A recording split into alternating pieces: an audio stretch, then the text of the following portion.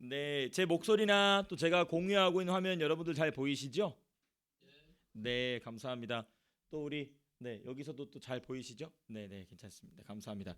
우리는 이제 지난주 계속 이어서 어떤 내용을 함께 공부하고 있냐면 사랑의 하나님이 어떻게 이 사람을 지옥으로 보내실 수 있느냐 이제 그러므로 그런 하나님은 존재하지 않을 것이다라는 주장에 관하여서 우리 성경이 뭐라고 얘기하는지 기독교는 그런 것에 대해서 뭐라고 대답하는지를 좀 함께 살펴보고자 합니다.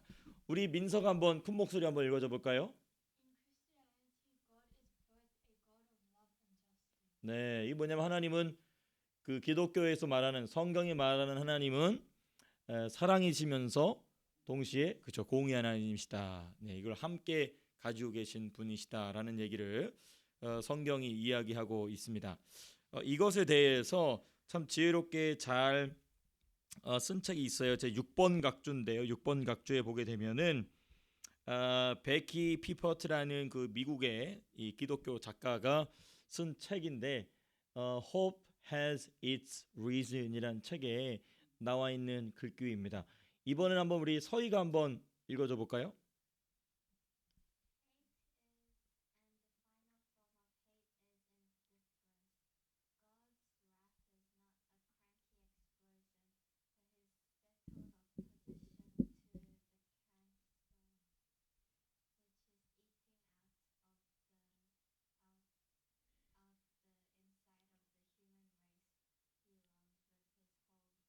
네, 이 세상 사람들이 가지고 있는 이 잘못된 관념 중에 하나가 뭐냐면 분노를 사랑의 반대말로 생각한다는 거예요. 분노를 우리 오늘 오전에도 우리 분노라는 것을 같이 이 말씀을 나눴는데 이 분노는 사랑의 반대말이 아니고 하나님의 진노, 하나님의 분노는 이 사람들이 내는 막 짜증스러운 폭발이 아니고 인류의 내면을 갉아먹는 암덩어리에 대한 반감이다. 이게 그 표현이거든요. But he settled a position to the cancer. 암에 대한 settle a position, 확고한 하나님의 이 반대되는 의지인데 그 암이 뭐냐면 human race, 인류를 내부에서부터 갉아먹는 죄에 대한 하나님의 반감이 분노지 미워서 hate 그 사람을 싫어해서 분노하는 게 아니다라는 얘기를 그러니까 분노와 hate 이 앵거와 hate를 분명하게 구별하고 있는 아주 중요한 얘기입니다. 그러니까 사람이 가지고 있는 hate와 하나님의 wrath, 하나님의 진노와 사람이 누군가를 미워하는 그 감정을 같은 선상에서 보면 안 된다. 하나님이 가지고 있는 앵거는 뭐에 대한 앵거냐면 죄라는 암덩어리를 향한 하나님의 반감이고 이 사람이 가지고 있는 헤이트는 말 그대로 갈등을 일으키는 미움 그 자체다. 그래서 같이 볼 수 없다. 이 얘기를 지금 하고 있는 내용입니다. 그래서 사랑의 하나님이 어떻게 사람을 지옥으로 보낼 수 있느냐에 대해서 하나님이 미워서가 아니다. 죄에 대한 하나님의 반감이다. 이 얘기를 지금 이제 차곡차곡 이제 논리를 전진시키고 있는 내용입니다. 자, 그다음 보시게 되면 이분도 신학자인데요. 한번 어떤 내용인지 한번 우리 민서가 한번 읽어 주겠습니다. 네.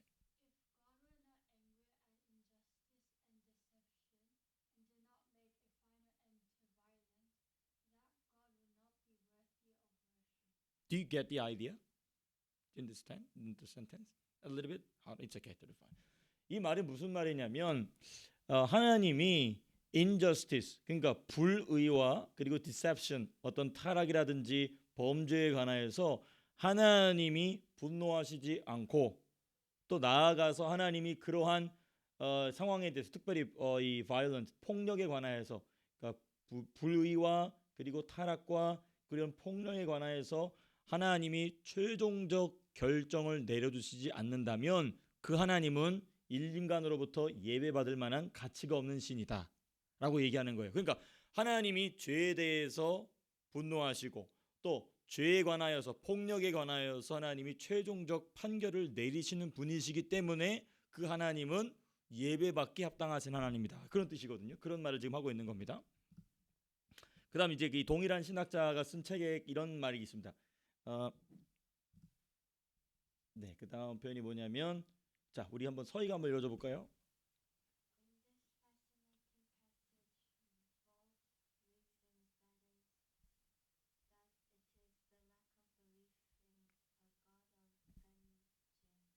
네.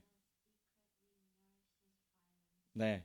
이 말이 무슨 말이냐면 복수하는 마음을 그러니까 이 하나님께서 나중에 모든 일을 정상으로 돌려놓으시지 않습니까? 악을 저지른 사람에게는 하나님이 징계하시고 선을 행한 사람에게는 하나님이 상을 내리심으로써 하나님이 최종적으로 공의를 바르게 세우시죠. 그런데 세상 사람들은 하나님께서 그 공의를 세우시는 것을 몹시 싫어해요. 그런데 그 하나님께서 공의를 세우는 것을 몹시 싫어하는 그 뭐라고 될까요? 이 잠재 의식 속에는 뭐가 담겨 있냐면 은근히 폭력을 부추긴다는 거예요. 왜냐하면 우리가 함부로 폭력을 행하자는 이유가 무엇입니까? 우리가 함부로 우리가 가서 복수하자는 이유가 무엇입니까? 나중에 하나님께서 신원하여 주실 것이기 때문에. 그래서 우리 누가복음에 보면 신원의 해가 이르면 그런 표현이 우리 주님이 이사야서 말씀을 인용하여서 이 회당에서 읽지 않으십니까? 그러니까 하나님께서 최종적으로 신원하시기 때문에 바울도 그 얘기하죠. 너희가 직접 복수하지 말고 원수 갚지 말고 그 원수를 모함으로 축복함으로 그 숯불을 너 어디 위에 올려놔라? 그 머리 위에 올려놔라 얘기하거든요. 왜냐하면 복수는 누가 하시니까? 하나님이 하시니까. 그런데 하나님 왜 복수를 하시죠? 하나님은 공의로운 분이시기 때문에 최종적인 판결을 내리시고 심판하시는 분이 하나님이세요. 근데 세상은 그 하나님의 심판을 싫어한다는 거예요. 표면적으로는 왜 하나님이 나를 저지하냐, 나를 판단하냐, 그게 표면적인 이유지만 사실 내면적으로 보다 더 본질적으로 잠재의식 속에 뭐가 있냐면 은근히 폭력을 부추기는 겁니다.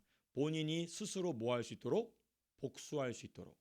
본인 스스로가 겪은 일에 대해서 스스로가 복수할 수 있도록 폭력을 부추긴다 그 말이에요. 그러니까 아주 지혜롭게 사람들이 잘 본질을 관찰해낸 것이죠. 사람들이 왜 하나님의 공의를 거절하느냐? 본인들이 폭력을 사용하기 위해서, 본인들이 정의를 세우려고 하기 때문에 그렇다는 것이죠. 아주 본질적인 이야기를 잘 이야기하고 있는 것입니다. 자, 그래서 우리 이제 14번 슬라이드인데요. 이 부분은 뭐냐면 한번 우리 누가 읽었죠 방금 전에? 서희가 읽었죠? 그럼 이제 우리 만서가 읽을 차례인가요? 네, 만서. 네. 네.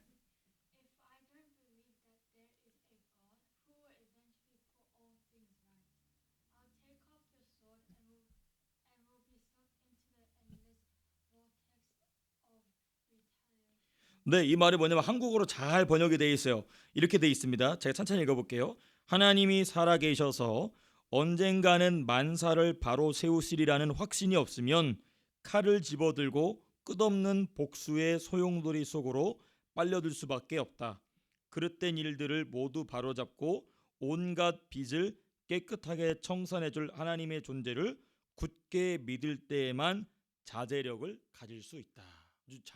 아주 멋진 문장이죠. 그렇죠? 왜 우리가 함부로 복수하거나 폭력을 행하지 않는 이유는 뭐냐면 세상 법이 금지하기 때문에도 그렇지만 우리는 보다도 높은 차원에서 이 모든 일을 누가 바르게 세우실 것이기 때문에 하나님이 최종적으로 그래서 영어로 했죠. We don't believe 그래서 who will eventually put all things right. 그렇죠? 모든 것을 right하게 또 just하게 공정하게 세우실 하나님이 계심을 믿기 때문에 우리가 칼을 들고 또는 총을 들고 나가서 복수하지 않는다라는 것을 우리가 이 부분을 통해서 좀 살펴보게 됩니다. 또 다른 내용에 보게 되면 이런 내용을 보다도 잘 설명하기 위해서 인용구가 하나 있습니다. 코테이션인데 한번 우리 이번엔 서희가 읽어볼까요?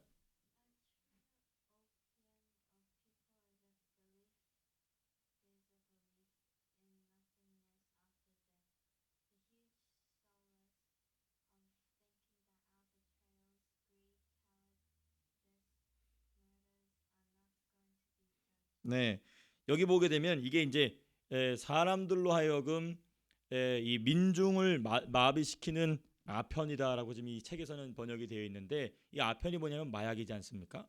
그러니까 사람이 아편을 통하여서 그 환각 작용으로 취하는데 정말 사람들을 취하게 만드는 진짜 마약은 뭐냐면 한 번 죽으면 그만이다. 라는 게 사람들로 하여금 취하게 만든다는 거예요.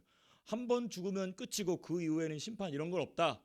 이것은 사람들로 하여금 무자비한 폭력을 활용하게 하는 근거가 되죠. 왜? 사람은 죽으면 끝이니까. 그 공산주의자들이 이렇게 사람을 무자비하게 죽인 게 뭐냐면 사람은 뭐니까 영적인 존재가 아니고 물질이니까. 메테리얼리즘이라고 하죠. 예. 물질이니까 어차피 죽여도 상관이 없는 거예요. 뭐 1,000만 명, 2,000만 명씩 죽어 나가도 아무 뭐 저희가 없고. 그래서 이 마오쩌둥이 문화대혁명 할 때에 몇 명이 죽었냐면 4천만 명이 죽습니다. 그런데 그 사람이 뭐라고 그랬냐면은 다행이다. 우리가 식량 사정이 그것 때문에 좋아질 것이다. 그렇게 얘기합니다. 그러니까 이 그와 같은 말, 그게 지금 민중을 마비시키는 그게 바로 마약 같다. 폭력을 함부로 휘두를 수 있는. 근데 하나님의 최종적인 심판을 믿고 있는 우리는 그럴 수 없는 것이죠. 왜? 하나님께서 우리의 삶의 모든 일들을 측정하고 계시고 측량하고 계시기 때문에 우리는 그런 하나님에 대한 경외심 때문에 함부로 행하지 않는다는 것이죠. 이 부분은 조금 길고 어려운 부분이기 때문에 생략하고 넘어가도록 하겠습니다. 그다음 우리 소주제에 넘어가도록 할게요. 자, 우리 민서하고 서희가 보기에 이게 뭐라고 생각해요? 이게 무슨 그림인 것 같아, 얘들아?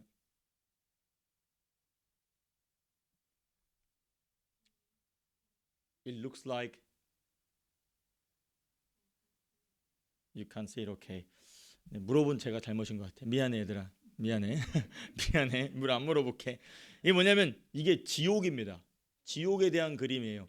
중세 시대에 지옥에 대한 그림을 이렇게 그려놓은 거예요. 단테의 신곡 여러분 아시죠?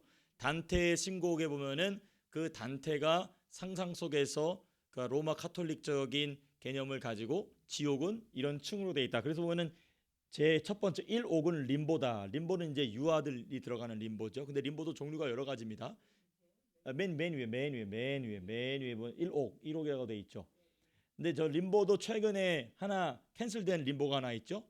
그 인판트 림보는 이번 최근 몇 년 전에 교황청에서 캔슬 시켰어요. 그런 림보는 없다. 지난 몇천 년 동안 믿어왔는데 그런 건 없다고 얘기하죠. 그러면 처음부터 왜 만들었나 이 사람들. 근데 어쨌든 두 번째는 유욕자. 이제 이 성적인 그 쾌락에 붙잡혀 있는 자. 그다음에 탐욕자, 또 낭비자, 뭐 우울한 자가 더 깊은 이 지옥에 들어가 있어요. 카톨릭적인 사고 방식에 있어서는 우울하면 더 깊은 지옥으로 갑니다. 이 로마 카톨릭적인 사고 방식에서는. 그다음에 6층에 보면 이제 이교도들 또는 회의주의자, 불신자들을 얘기하는 것이죠. 그다음에 7층 지하 7층 거기 보면 이제 폭력자, 자살한 자, 동성애자, 신성모독자, 여기 고리대금업자 들어갑니다. 예, 고리대금업 하는 사람들은 카톨릭을 믿을 수가 없어요. 깊은 지옥에 들어갑니다. 그 다음에 이제 제 8옥 사악한 자, 여기서 유혹자, 아첨꾼 뭐 쭉 이제 여기 뭐 이제 성직 매매자들, 뭐 탐관오리 또 나오게 되고, 그 다음에 제일 깊은 이제 배신자들, 혈족, 국가, 친지, 은혜, 자비를 배신한 자들. 그리고 제일 지옥의 심연에는 사탄, 루시퍼가 있다. 이제 뭐 이런 식으로 이제 로마 카톨릭에서 중세 1000년 동안 발전시켜 온 그 지옥의 개념도입니다. 근데 이거는 이제 성경적인 근거는 매우 빈약하기 때문에 뭐 이게 성경적이라고 볼 수는 없고, 그냥 제가 이렇게 한번 지옥에 대한 그림을 찾아보는데 흥미로운 그림이 있어서 한번 넣어봤습니다. 한번 나중에 우리가 이제 중세 교회사를 공부하면서 이런 개념들이 어떻게 발전해 갔느냐, 그리고 이런 개념들 때문에 나오게 된 잘못된 신학이 무엇이고 그 잘못된 신학 때문에 나오게 된 이 행위들이 무엇인가를 좀 살펴보는 것도 상당히 흥미롭습니다. 왜냐하면 이런 지옥의 구조에 대해서 설명해 놓고 그 지옥에 들어가지 않기 위해서 이제 육신적으로 성당에 나갈 때 어떻게 되냐. 그래서 이런 부분들에 들어가지 않기 위해서 그 성모상 항상 만드는 이유가 뭐냐면 성모 마리아를 자기네들은 흠숭한다. 예배 드리는 게 아니라 우리는 존경할 뿐이다. 근데 그게 사실상 예배죠. 그 성모 마리아 앞에서 기도하고 들어가야 어디를 못 들어간다. 이렇게 다 돼 있어요. 그게 이제 하나의 아주 체계적인 신학적 구조를 가지고 있습니다. 참 재밌죠? 말도 안 되는 것을 왜 그럴까? 미신적인 아주 단편적인 미신이 아니라 중세 1000년 동안 발달시켜온 상당히 유서 깊은 전통이죠. 물론 이제 성경 앞에서는 아무것도 아닌 헛된 일이지만은 그런 것도 우리 한번 같이 중세 교회사 공부하면서 아니 중세 시 네. 그렇죠. 그건 있었죠. 네네. 네네네. 그렇죠. 왜냐하면 맞습니다. 근데 이제 사실 그 중세 교회사를 좀 공부해 보면은 로마 카톨릭이 타락하기 시작한 시점이 있어요. 처음부터 막 왕창 타락하는 게 아니고 처음부터 한두 개가 빗나가는 것들이 점점 갭이 커지면서 그렇게 나가게 되죠. 예를 들면 이제 우리 기독교가 밀라노 칙령으로 콘스탄티노플 대제 콘스탄티누스 황제에 의해서 기독교가 공인되지 않습니까? 참 기쁜 일이었고 좋은 일인데 사실상 그때부터 이 페이거니즘이 들어와요. 그 이교도주의가 교회 안으로 들어오죠. 그러면서 이제 또 로마 제국 전체가 무너지게 되면서 팍스 로마나가 끝납니다. 팍스 로마나는 이 라틴어인데 로마에 의한 평화가 끝나요. 그러게 되고 이제 유럽 대륙에 있는 각 부족들이 부족 국가들을 형성하게 되면서 유럽 대륙 자체가 완전히 난장판이 됩니다. 그때의 교회가 어떻게 하면 이 사람들을 복음으로 이 끌어들일 것인가에 있어서 혼란이 많이 빚어지게 됩니다. 그러면서 이제 그 현지에 있는 문화나 또 이교도주의가 카톨릭 안으로 흡수가 되게 되면서 그런 것들이 중세 1000년 동안 점점 깊어지게 되고 또 두 번째 중요한 큰 타격은 어디서 왔냐면은 그리스 철학이 로마 카톨릭에 들어오게 되면서 그리스 철학이 성경이 설명하지 못하는 부분을 그리스 철학, 그리스 과학이 설명한다라고 착각을 하게 돼요. 인간의 이성을 가지고. 그래서 그 인간의 이성을 활용해서 성경을 이해하고 하나님께 나아갈 수 있다라는 신학을 발전시키는데 그게 바로 뭐냐면 스콜라 철학 내지는 스콜라 신학이라고 그러죠. 그것을 가장 깊이 있게 발전시켰던 사람이 토마스 아퀴나스라고 하는 유명한 신학자인데 어쨌든 그런 부분들이 우리가 좀 복합적으로 생각해 본다면 우리 권사님 말씀하신 대로 성경이 퍼지지 않으니까 성경을 라틴어로 만들어 놓고 함부로 성경을 읽지 못하게 했었어요. 그 배경도 따로 있습니다만은 나중에 보다 더 자세히 그건 이제 초대교회사가 끝나고 중세교회가 시작될 때 일어난 사건이에요. 왜냐하면 이 성경책을 전부 다 가지고 있다가 각자가 알아서 해석하게 되는 오해가 발생하게 되면서 교회가 실수합니다. 그것을 교회가 오랜 시간을 통해서 바로잡아서야 되는데 성경을 전부 다 걷어서 불태워버리고 그리고 이 성경을 교회당 안에만 묶어놓습니다. 그때부터 이제 이 타락이 시작이 되죠. 그때 나오게 된 종교가 뭐냐면 이슬람입니다. 그때 이제 그 모하메드가 그 이 기독교의 약점이 뭐라고 얘기했냐면 저 사람들은 뭔가 불편한 것이 있기 때문에 경전을 함부로 꺼내놓지 못한다. 근데 나는 이 알라로부터 받은 이 경전 꾸란을 나는 누구에게든지 나눠준다. 그러면서 사실 그 당시 초대교회사의 핵심지는 북아프리카거든요. 북아프리카는 전부 모든 기독교 철학과 기독교 신학이 현재 우리가 알고 있는 기독교 신학이 다 북아프리카에서 나왔습니다. 근데 불과 50년에서 100년 만에 거기가 전부 이슬람화됩니다. 그 위대한 수도자들, 설교자들, 신학자들이 태어났던 카르타고라든지 알렉산드리아라든지 이런 데가 전부 이슬람화되죠. 왜냐하면 우리 권사님 말씀하신 대로 성경책을 전부 다 압수해버리게 되는 실수를 범하게 되죠. 그리고 그게 이제 언제 돌아오게 되냐면 1500년대 와서야 종교개혁자들에 의해서 성경을 누구에게나 나눠주게 되고 그리고 나서부터 이제 교회가 다시 회복이 되는 종교개혁 역사가 이제 시작이 되는 것이죠.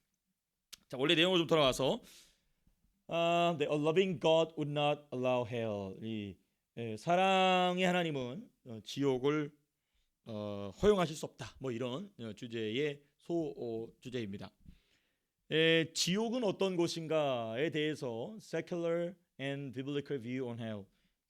세상 사람들이 지옥에 관하여 생각하는 것 그리고 이 성경이 말하는 지옥에 관한 관점을 좀 우리가 좀 비교해 보고자 합니다. 이 파란색이 뭐냐면 세상 사람들 secular view on hell입니다. 이건 이제 누가 읽을 차례죠? 네, 만서요? 서희는 계속 만서라고 그러는데 그리고 만서가 계속 읽어라. 자, 우리 만서 읽어주세요. 네.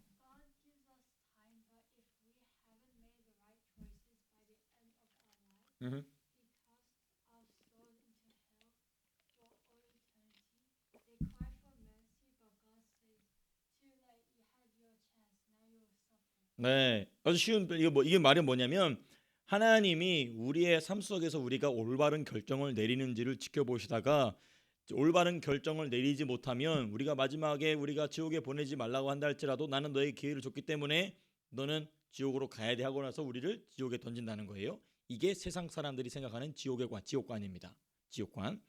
근데 사실 이런 지옥관이 사실은 우리가 방금 전에 봤던 그림 이 그림 있지 않습니까? 이 그림에서 말하는 로마 카톨릭적인 지옥관이 바로 저는 지옥관입니다. 우리가 늘 선행을 해야 하나님 앞에 의를 얻을 수 있고 그 의가 차서 우리로 하여금 연옥까지 지옥은 안 가고 그나마 연옥이라도 간다는 거예요. 그리고 연옥에 갔다 했을 때 이 지상에 있는 사람들이 선행을 해줘야 이 사람들이 어디로 올라간다? 천국으로 올라간다. 이런 개념이죠. 이게 근데 사실상 세상 사람들이 보고 있는 권선징악, 동양이나 서양에 다 가지고 있는 그런 이 지옥에 관한 개념입니다. 근데 성경은 뭐라고 얘기하느냐? 이번 서희가 한번 읽어볼까요?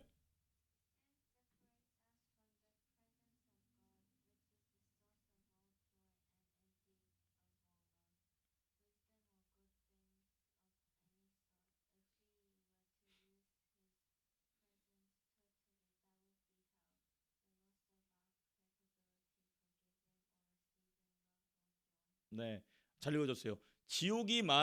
성경이 말하는 지옥의 개념은 뭐냐면 하나님이 우리가 악행을 해서 지옥에 보내신다라기보다도 죄가 우리 안에 있는 죄가 하나님과 우리를 분리시켜 놓는다는 거예요. 그 상태가 지속이 영원히 되는 게 지옥이라는 것입니다. 그게 성경이 말하는 지옥의 개념이죠. 하나님과의 영원한 단절. 뭐 때문에? 죄로 말미암음. 그 하나님이 우리를 지옥에 던져 넣으시는 것이 아니라 우리가 인류가 무엇을 선택함으로 하나님을 선택하지 아니하고 죄를 선택함으로 하나님과 분리되어 있는 것을 우리 스스로가 결정한 것이죠. 그게 바로 이제 아담의 선택이지 않습니까? 하나님이 따먹지 말라고 한 선악과를 따서 먹음으로써 그 죄 때문에 사망이 들어오게 되고 사망이 우리를 하나님과 영원히 분리시켜 놓는 상태가 된다. 이것을 아주 명확하게 성경이 말하는 지옥에 관한 관점과 세상이 말하는 지옥의 관점이 전혀 다르죠. 누가 주체자냐는 겁니다. 세상 사람들은 절대적인 존재가 악한 행동을 한 사람을 지옥으로 던져버린다.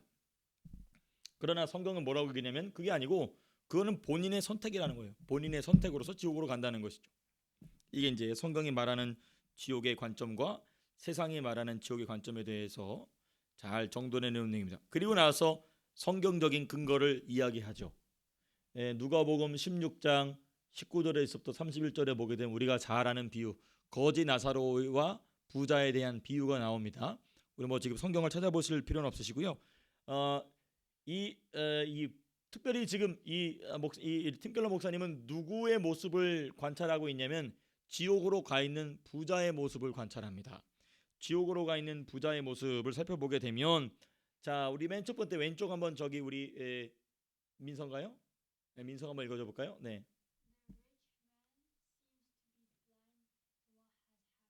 네, 이 지옥에 가 있는 이 부자는 무슨 일이 지금 자기에게 일어나는지를 잘 판단을 못합니다. 심지어 누구에게 종로를 탈 것을 기대하냐면 아브라함 품에 앉아 있는 나사로를 시켜서 자기에게 물을 여전히 지옥에 갔으면서도 이 사람은 뭐예요? 부자예요. 자기가 주인이에요. 그러니까 자기가 어디에 와 있는지 모른다는 거예요. 그러니까 아주 현명한 이 쿼테이션입니다. 인용이죠. 그러니까 지옥에 가는 사람들은 하나님이 처박아 놓은 게 아니고 본인이 선택해서 갔기 때문에 본인이 왜 여기 와 있는지도 모르는 겁니다. 그리고 나서 아브라함 품에 있는 저기 내 집 대문에 앉아 있던 거지 나사로인데 아브라함이요 그 거지 나사로를 시켜서 자기에게 물을 달라고 얘기합니다. 그러니까 여전히 이 부자는 자기가 주인이에요. 자기가 무슨 일의 상황에 처했는지 모르고 있는 겁니다. 두 번째 뭐는 He does not ask to get out of hell. 지옥에서 나갈 것을 구하지 않아요. 왜냐? 본인이 어디 와 있는지 모르니까 지옥에 와 있는지를 본인이 모르고 있는 거예요. 그러니까 지옥으로 향하는 사람들의 특징이 이렇다는 것이죠. 그 다음에 뭐냐면은 이 세 번째는 특별히 뭐냐면은 나중에 뭐라고 얘기하냐면 하나님이 자신과 식구들에게 내생에 관해서 afterlife에 관하여서 충분한 정보를 주지 않으셨던 것처럼 이야기합니다. 그죠? 그래서 누구를 보내달라고 얘기하시죠? 나사로를 보내달라고 얘기하시죠. 하나님이 진작에 안 알려주셨기 때문에 그럼 아브라함 품에 있는 나사로라도 살려서 보내주시라고 얘기합니다. 그러니까 이 책임 전가를 누구에게 하고 있는 겁니까? 하나님께 하고 있는 거예요. 이 부자는. 그러니까 부자는 영락없이 어디로 갈 수밖에 없는 사람입니까? 지옥으로 갈 수밖에 없는 사람이 마땅히 지금 지옥에 들어가 있는 모습이 누가복음 16장에 기록이 되어 있는 것이죠. 그러니까 이건 자기가 선택해서 들어갔다. 이것을 아주 명확하게 보여주는 그런 이 말씀이 누가복음 16장에 우리 주님이 직접 하신 비유를 통해서 발견하게 되는 모습인 것입니다. 그래서 우리 서희가 한번 읽어볼까요? In short,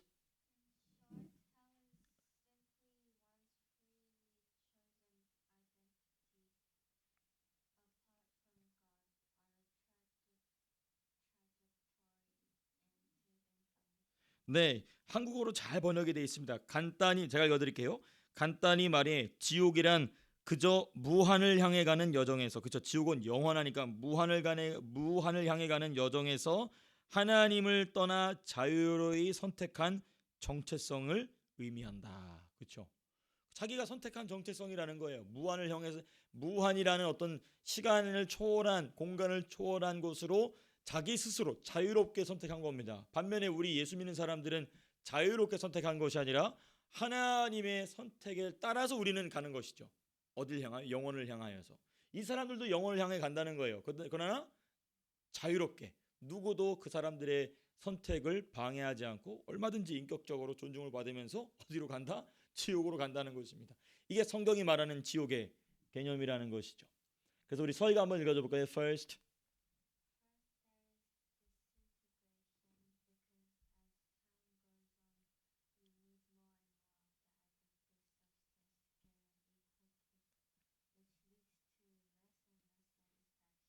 네, 이게 뭐냐면 이제 중독에 관한 얘기입니다. 그러니까 이 어떤 뭐 마약이나 술이나 이런 것에만 중독이 되는 것이 아니라 사실상 자유로운 선택 자체가, 하나님의 의지에서 벗어난 자유로운 선택 자체가 사람으로 하여금 중독을 느끼게 한다는 것이죠. 왜냐하면 하나님과의 관계에서만 만족을 누릴 수 있는데 하나님으로부터 떨어져서 결정을 내림으로써 하나님만이 채워줄 수 있는 만족을 자기의 자유로운 선택을 통해서 지속해서 채우려다 보니까 무엇이 생기냐면 욕구 불만족의 상태가 지속이 되는 겁니다. 그게 언제까지 지속이 되냐면 영원한 상태로 들어가는 것입니다. 본인의 욕구가 불만족인 상태가 이 지상에서 육신을 갖고 살 때뿐만 아니라 언제까지? 지옥에까지. 영원히 그 불만족의 상태가 영원히 이어지는 상태다. 지혜롭게 잘 표현한 그런 이 문장입니다. 두 번째 우리 세컨드. 꽉서이 you.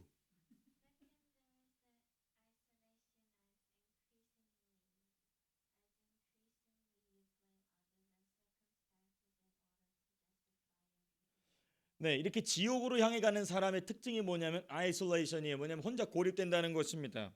혼자 고립된 상태에서 자기 행동을 계속해서 변명하는 자기 합리화를 늘려나간다는 거예요. 그래서 심하게는 남 탓, 그렇죠? 자기 합리화를 하다가 이제는 너 때문에 그래로 넘어가다가 너 때문에 그래해서 이제는 환경 탓하다가 이제 전 사회 탓으로 돌아가게 되죠.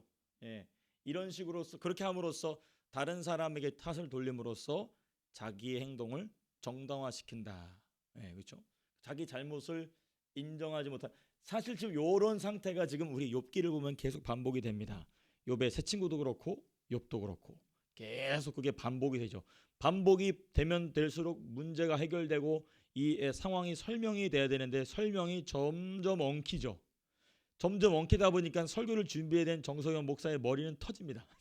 이 사람들의 말이 어려우니까 왜냐하면 이게 대화니까 우리가 대화는 A를 얘기했으면 B를 대답하고 B를 대답했으면 이렇게 해서 우리가 무슨 말인지를 하는데 이 사람들이 워낙에 탁월한 사람들이어서 문학적인 비유를 깊이 있게 하다 보니까 대화는 대화인 것 같은데 전부 별개처럼 보이지 않습니까? 그래서 이거를 이제 맞춰가는 게 이게 보통 머리가 터지는 일이 아닙니다. 기도를 계속 해주시기 바랍니다. 저도 이제 이게 제가 왜냐하면 다른 본문 같았으면 제가 크게 큰 부담이 되지 않는데 주일 오후에 또 이제 우리가 이 귀중한 두 영혼을 제가 데리고 또 이 여행을 떠나야 되기 때문에 주일 오후 시간이 제가 급해요. 그래서 제가 토요일 날 주일 설교를 마무리하기 전에 항상 새벽 설교를 준비를 마쳐야 되거든요. 근데 제가 이제 토요일 날 새벽에 마치고 집에 가서 이제 하다가 한 2시간을 끙끙거리고 하다가 막 던져버렸어요. 아이 모르겠다. 그리고 나서 이제 토요일 날 이제 여기서 기도하다가 이거구나 해서 잘 다시 저기서 이 깨달음이 와서 잘 준비했는데 하여튼 그렇습니다. 이 설교하는 설교자로 하여금 불편하게 만드는 이 어려운 본문이 나오게 되는 그런 이유도 뭐냐면 계속해서 자기 행동을 정당화시키는 대화가 지속되고 있는 모습, 사실 욥기에 기록되어 있는 모습이죠. 자, 그다음 우리 슬라이드 한번 보시겠습니다. 그다음 내용은 언제 어떤 내용이냐면 요 소주제의 마지막 슬라이드인데 보시게 되면 한번 우리 민서가 읽어볼까요?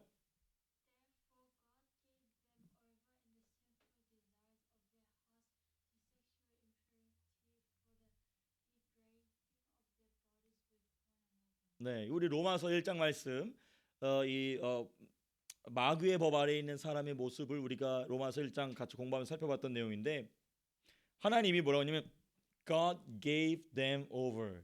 그냥 그렇게 하도록 내버려 두셨다는 것이죠.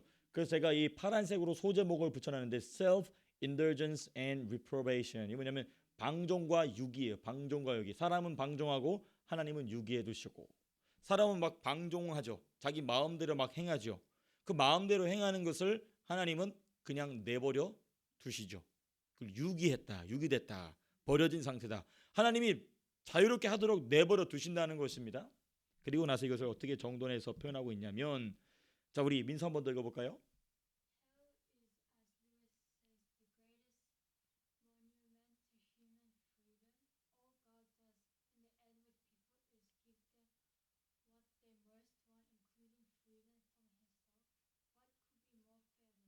네, 아주 멋진 표현입니다. 이게 그 영국에 나온 또 탁월한 변증학자인 기독교학자인 C.S. 루이스가 뭐라고 얘기했냐면 지옥은 뭐냐면 인간 자유에 대한 거대한 기념물이라는 거예요.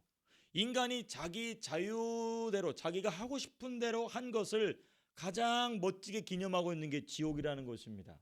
그러니까 하나님께서는 이 유기된 자들에게 그럼 너가 하고 싶은 대로 해봐라 하고 그냥 내버려 두신 거예요. 그리고 그 내버려 두신 상태가 그대로 영적인 영원한 상태로 들어가게 되는 게 지옥이라는 얘기죠. 그렇죠? 그러니까 이게 세상이 말하고 있는 지옥의 관점과 성경이 말하는 지옥의 관점이 굉장히 극명하게 갈라지고 있는 것을 우리는 보게 됩니다. 심지어 어떤 자유를 주셨냐면 하나님으로부터 벗어날 수 있는 자유까지 주셨다는 겁니다.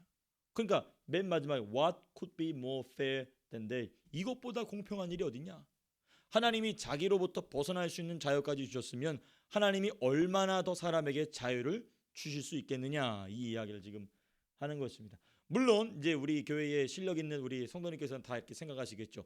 사람의 자유의지와 하나님의 선택과 이 하나님의 이 섭리에 관한 부분을 우리가 또 여기서 깊이 파고들기 시작한다면 좀 우리가 이야기해야 될 내용이 많아지지만 이 책의 주된 저자가 주된 독자가 누구라는 점을 살펴볼 때 무신론자들이기 때문에 우리 이렇게 간단하게 지금 설명하고 있는 겁니다.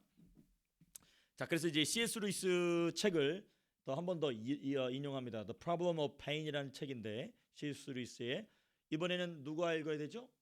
곽서희, 네, 서희가 이제 three times. 만서희, 와, you liar. 네, 만서 넌 두 번 더 해야겠지? 자, 읽으세요.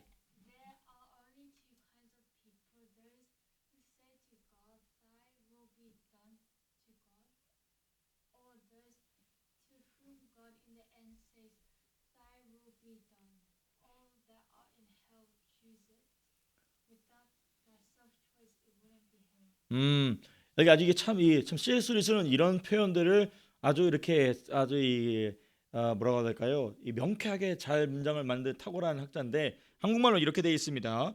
세상에는 오직 두 종류의 인간이 있을 뿐입니다.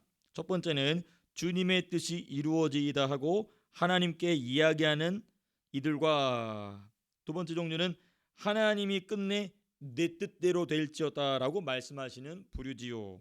지옥에 있는 이들은 어김없이 후자를 택한 쪽입니다.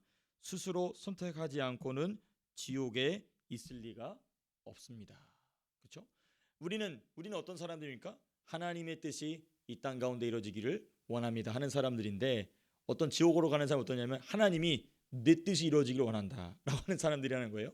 그래서 자기 뜻대로 살다가 어디로 간다? 자기 뜻대로 지옥으로 간다는 것이죠. 네. 그래서 맨 마지막 스스로 선택하지 않고는 지옥에 있을 리가 없다. 지옥에 갈 수가 없다. 왜냐하면 사람은 그런 영적인 결정을 스스로 내리지 않고서는 존재할 수 없는 존재를 하나님 만들어 오셨기 때문에. 네. 그 다음 소주제입니다. 그 다음 소주제 보시게 되면 이 지옥과 인간의 동등함이라고 되어 있는데 네, 이 표현은 좀 우리가 이게 뭐냐면 내생을 믿지 않는 것, afterlife. 그러니까 이 인간의 육신적인 생명이 끝난 이후의 삶에 대해서 믿지 않는 것이 일으키는 문제들이 무엇인가를 지금 이야기하고 있는 주제가 바로 이 주제입니다. 그러니까 내생을 믿지 않는 그것이 일으키는 이 문제들, 죄나 악과 심판에 대한 오해 등을 좀 더 생각해 볼 수 있는 그런 이 주제가 이 소주제입니다. 자, 그럼 우리 이 민서가 한 번 더 읽어볼까요? 네.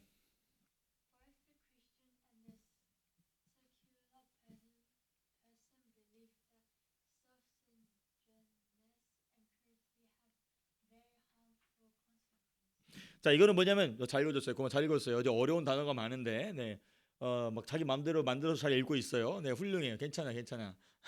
잘하고 있어요. 이거 뭐냐면 예수 믿는 사람이나 예수 믿지 않는 세속적 사람이나 둘 다 동의하는 게 있다는 거예요. 뭘 동의하냐면 self-centeredness, 자기 중심적으로 사는 것과 그다음에 cruelty, 뭐라고 될까요? 자비를 베풀지 않는 것은 아주 좋지 않은 결과를 만들어낸다는 것을 예수 믿는 사람이나 예수 믿지 않는 사람이나 동의한다는 거예요. 자, 근데 어디서 갈라지느냐? 자, 우리 만수 한번 더 읽어봅시다.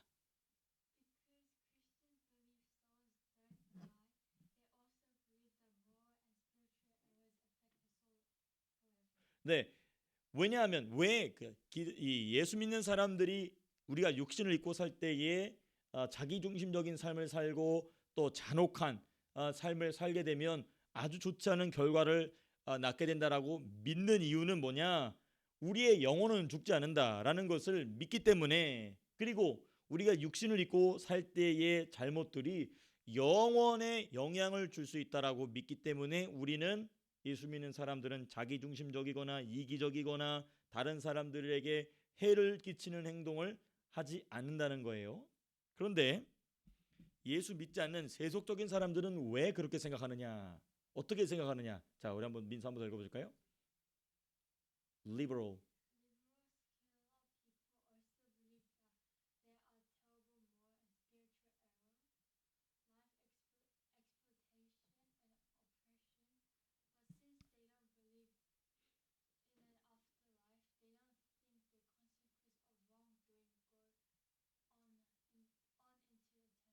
네, 이 사람들이 자기 중심적으로 이기적으로 살게 되면은 나타나게 되는 결과가 안 좋다라는 것을 동의해요.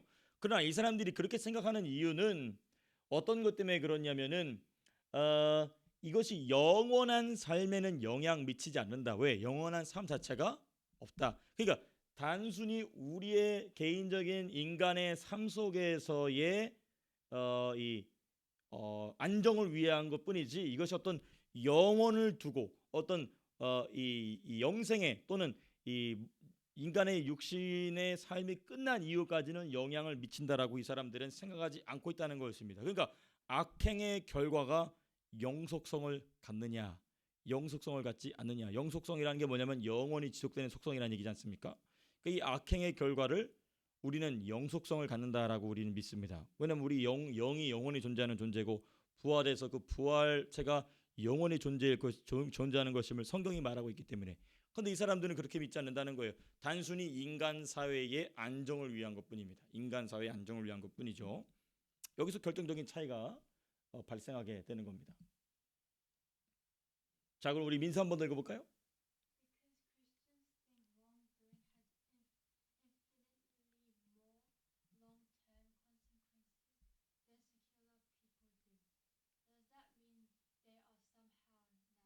네, 여기서 아주 중요한 질문을 하고 있는 겁니다. 우리 예수 믿는 사람들은 잘못된 행동이 영혼의 영향을 미칠 수 있다라고 믿는다. 왜냐하면 하나님이 그것을 다 모아쓰는 분이시기 때문에 심판하시고, 우리 주님도 말씀하셨죠. 너희가 무슨 무익한 말 한마디를 한다 할지라도 마지막 날에 그것을 가지고 다 모아쓰리라. 주님이 심판하시라고 그랬거든요. 무슨 무익한 말을 한다 할지라도. 그래서 우리는 우리의 말을 성령으로 절제하고 자제하고 조절하는 이유가 거기에 있는 것입니다. 단순히 도덕적인 이유가 아니라 영생을 주관하시고 심판하신 하나님이 우리의 무익한 말 한마디, 그래서 또 바울도 뭐라고 하냐면 너희는 그러므로 많이 뭐가 되지 말라? 선생되지 말라. 그런 이유가 있는 것이죠. 그러니까 이제 우리는 그것이 영혼에 영향을 미친다는 것을 믿기 때문에 함부로 말하거나 행동하지 않기 위해서 애쓴다는 것입니다. 성령께 의지해서. 그런데 그것을 믿는다는 것이 우리로 하여금 편협한 사람으로 만들 수 있겠느냐? 그건 아니라는 겁니다. 그러니까 심판하시는 하나님이 하나님을 믿는 기독교인들을 두고 너희는 너무 편협하다. 사람을 지옥으로 보내신 하나님을 믿는 너희는 너무 협소한 생각을 가지고 있는 사람들이라고 생각할 수는 없다는 것입니다. 오히려 우리의 인간의 욕망을 훨씬 더 잘 조절하고 절제할 수 있도록 돕는 게 성경의 가르침이라는 것이죠. 근데 이제 세상 사람들은 그것을 뒤집어서 도치되어서 얘기한다는 것입니다. 하나님이 인간의 자유를 억압하기 때문에 그런 종교는 필요 없지 않냐. 지옥이라는 것을 우리에게 겁줘서. 그게 아니라는 것입니다. 지옥은 자기가 선택해서 가는 것이고 성경 속에 심판을 두신 이유는 뭐냐면 예수 믿지 않는 사람뿐만 아니라 예수 믿는 사람의 삶까지도 하나님은 정확하게 자로 잰 듯이 살펴서 그것을 통하여 보상할 것은 보상하시고 그 대가를 받아야 될 것은 받게 하시는 분이 하나님이시다 라고 우리 성경에 얘기한다고 얘기한다면 누구의 삶이 더 절제된 삶을 살겠느냐 지금 얘기를 하는 거예요. 예수 믿는 사람의 삶이 더 절제된 삶을 살겠느냐, 아니면 예수 믿지 않고 영생의 심판이 없다라고 믿는 사람의 삶이 더 절제된 삶을 살겠느냐, 이 이야기를 지금 지혜롭게 잘 풀어가고 있는 것을 우리가 좀 보게 됩니다. 자, 이제 그다음에 이제 맨 마지막 부분인데요. 네, 이제 몇 장 남지 않았습니다. 이제 3장만 더 우리가 살펴보면 좋습니다. 이것은 뭐냐면은 아가페라는, 이 우리가 너무나 잘 아는 아가페라는 단어 잘 아시죠? 이것은 이제 우리가 지난번에 제가 말씀드렸던 신적인 사랑입니다. 하나님만이 주실 수 있는 사랑을 이제 이것을 아가페라고, 이걸 그릭 코인의 그릭입니다. 이거는 이제 현재 그리스어는 이렇게 표현이 안 되지만은 고대 그리스어, 특별히 신약 성경이 기록된 그리스 헬라어로는 이렇게 아가페 이렇게 쓰는데, 이 책의 이 과의 맨 마지막에 이제 이렇게 있습니다. I believe in God of love. 사랑의 하나님을 나는 믿습니다라고 이야기하고 주장하는 내용이 이제 쭉 나오게 됩니다. 그러면 성경은 어떤 책이냐? 성경에 분명히 심판하시는 하나님, 공의를 집행하시는 하나님, 신원, 복수하시는 하나님에 대해서 이야기하지만 그 하나님에 대해서 성경은 보다 더 깊이 있게 얘기하는데 하나님은 사랑의 하나님이시다라는 얘기를 지금 하고 있어요. 자, 우리 서희가 한번 읽어줘 볼까요?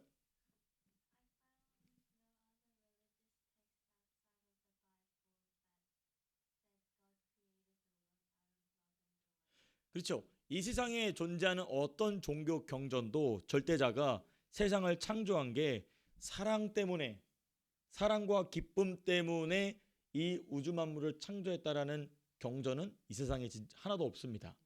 그리스나 이 인도의 창조 설화를 보게 되면 신들이 지들끼리 치고 박다가 나온 게 이 우주 만물이에요.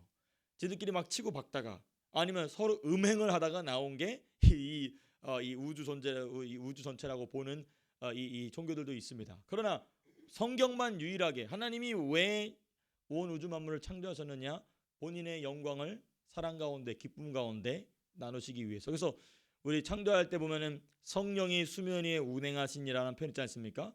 그 운행하신다라는 그 히브리 그 원어를 보게 되면 춤추듯 움직인다, 이런 표현이 있어요. 춤추듯 움직인다, 그 운행하신다는 표현. 그래서 성령이 기쁨으로 창조를 위해서 춤추듯이 수면 위에 운행하셨구나, 이 말입니다. 그러니까 이제 기쁨으로 하나님께서는 온 우주 만물을 창조하셨다. 자, 그다음 우리 민서 한번 읽어볼까요?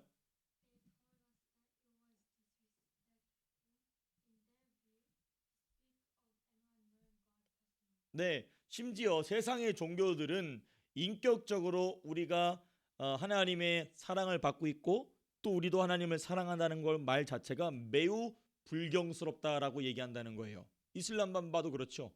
그죠? 알라의 이름도 못 부르게 하죠. 예. 그런데 이제 이 하나님을 인격적으로 부르고 또 인격적으로 하나님의 음성을 듣는 이 인격적 수수 관계, 인격을 주고 받는 사랑의 관계에 대해서 이야기하는 건 성경 말고는 없다. 이 모든 이 세상에 존재하는 종교들 중에. 자, 그다음 한 번 더 우리 민서가 읽어주겠습니다.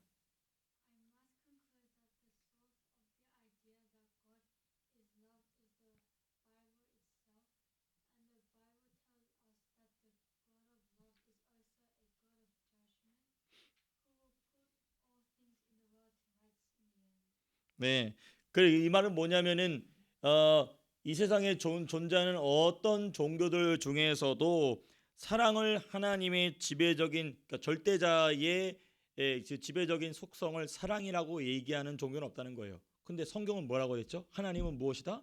사랑이시다. 아주 하나님은 어떤 분이시다라고 아주 그렇게 명징하게 절대자는 이렇다라고 절대자는 사랑이다라고 얘기하는 종교는 기독교 경전인 성경이 유일하다는 거예요. 그러므로 사랑의 하나님은 지옥으로 보내지 않는다라는 그 오해된 개념조차도 사실은 어디서 나온 것이다? 성경에서 나온 것이다. 사실상 그 잘못된 좀 곡해된 개념이지만 어찌됐든 그 사랑의 하나님이란 개념 자체도 인간이 스스로 만들어낸 것이 아니라 성경에서 말한 것을 본인들이 오해하여 이해하고 있을 뿐이다라는 얘기를 지금 참 지혜롭게 잘 표현한 그런 문장입니다. 자, 여기까지가 제가 준비한 내용입니다.